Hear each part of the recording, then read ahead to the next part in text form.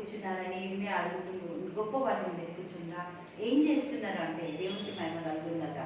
మనిషికి అర్థం అవ్వట్లేదు, ఏం వెతకాలో అర్థం అవ్వట్లేదు, ఏది తన జీవితానికి అవసరమో అది అర్థం అవ్వట్లేదు.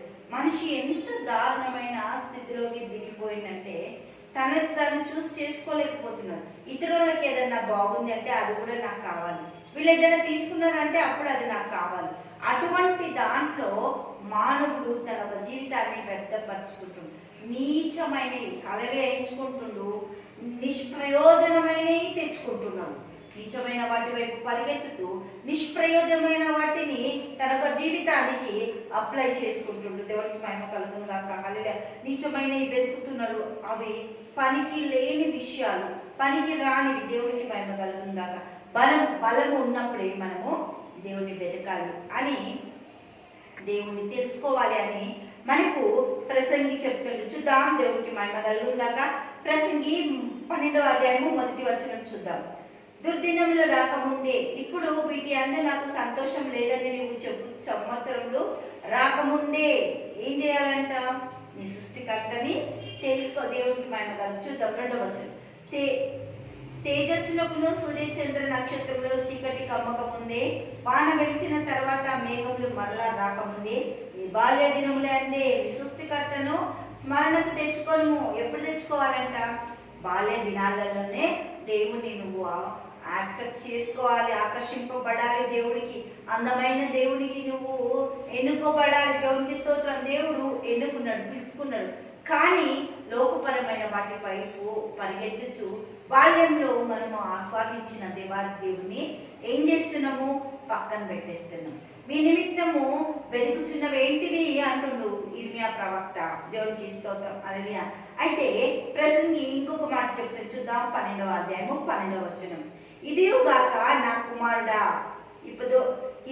హితోపదేశములను వినుము, పుస్తకములు అధికముగా రచింపబడును, దానికి అంతము లేదు.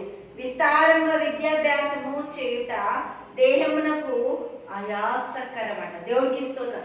ఎంత చదవాలి దేవా, నేనేం చెయ్యాలి దేవా, ఎంతవరకు వెళ్ళాలి దేవా అని అడుక్కొని మనకు జీవితాలని ఆయనకు అప్పుగుంచుకొని మనం పరిగెత్తినప్పుడు ఆయన అంటుండు, నేను అన్ని చూసేసిన, ఒక రాజుని కదా, సమస్తం నాకు తెలుసు.